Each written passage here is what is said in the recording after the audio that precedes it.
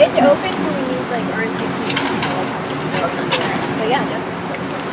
I think it's gonna be a pretty good yeah, right. So it'll be fun. Can everybody hear me okay? Mm-hmm. Awesome. So this is our first stop of the night. This is the Tampa Theater. It was built in 1926. It was designed by a man named John Eberson. And probably the thing that John was best known for is he designed these type of theaters called atmospheric theaters, which if you've never heard of that before, it was pretty much a fad during the silent film era, a little bit up into the 1930s, to build these theaters that were meant to transport their patrons to another place in time. This one specifically, if you were actually in the auditorium of the theater, it's actually decorated like an old world courtyard. So there's facades of buildings, statues of birds and flowers. There's actually a projection that plays on the ceiling of 98 stars and clouds. It moves around while you watch it. So it's pretty cool. And for the most part, everything in this theater is original to when it was built. The only thing that's really changed is there was a period in the 70s where it closed briefly, and they kind of restored some things. And the theater originally had an orchestra pit, and during that time they actually covered it up with a stage. It's pretty much the only thing that's changed though. One other thing that's original to the theater that's pretty cool is it has what's known as a Mighty Wurlitzer organ. Mighty's actually in the title. They still use it to this day. It actually carries coming down on the platform where the pit used to be up to where the stage is now. So I think those are all the basic facts you guys need to know about the building. You want to hear some ghost stories about it? I figured. So in 1930, there was a man by the name of Foster Finley, affectionately known as Fink. I don't know how affectionate that nickname is, so that's what he was known as. Fink. Yeah. A real charmer. And Fink got the position of projectionist here at the theater. He got his job the old-fashioned way, nepotism. In other words, his brother was the manager, so he got his job really, really easily. Despite that, though, Foster couldn't have been a more perfect fit for the Tampa Theater. He was extremely dedicated to what he did, and he really loved his job. And during the time that Foster was alive and that he worked here, he was here so much in this theater that it was almost like he lived here. He was always the first employee to get here, last employee to leave, and he had this really strict routine that he was following every day. He had the keys to the theater, so he'd usually show up about 2 hours before it opened. He'd head straight in the door, go to the concession stand, make a pot of coffee, then with his cup of coffee in hand and a customary cigarette hanging from the side of his mouth, he'd make the long climb up to the projections booth. Up there.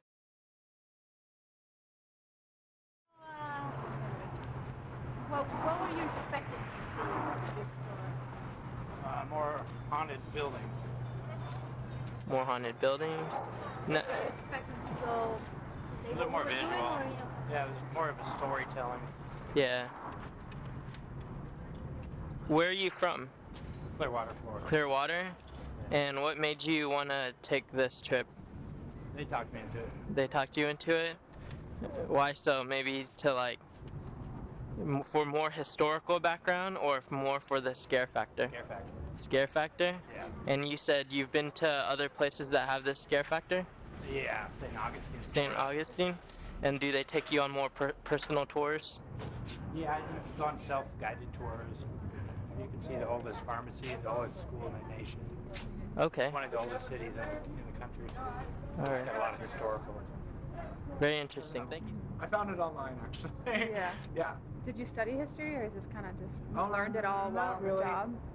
I went to school for like media and broadcasting and communications, so it wasn't, public speaking wasn't like really that much of a stretch or Yeah. anything, so.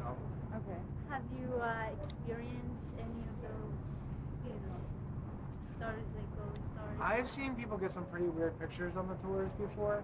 There's actually a stop that I don't go to anymore. It's not exactly the most family-friendly story to begin with, and it came under new ownership, so a lot of times they leave the lights on. But people used to catch pictures there like almost every tour of like figures in the windows and figures outside the building. And it's actually right across from the Fort Brooke parking garage. If you guys do go over there, there's like a 2-story brick building on the corner, like straight across from the entrance, and that's where people used to catch a lot of pictures. So have you gone to the Tampa Theater, the place Eagle? Have you been? Yeah, I've been inside the Tampa Theater. It was actually probably one of the first places I went to when I moved to Tampa. It's amazing. Yeah. I didn't see a ghost in there though. Yeah. It's pretty creepy. It looks like the Haunted Mansion inside though. Do you think there's a historical authenticity to all the stories you tell? I mean, obviously there is. Yeah, a lot actually, of context. where all the stories come from, because I kind of mentioned a little bit on the tour. Yeah. All the ones that are totally kind of bogus, I usually state it outright that they are.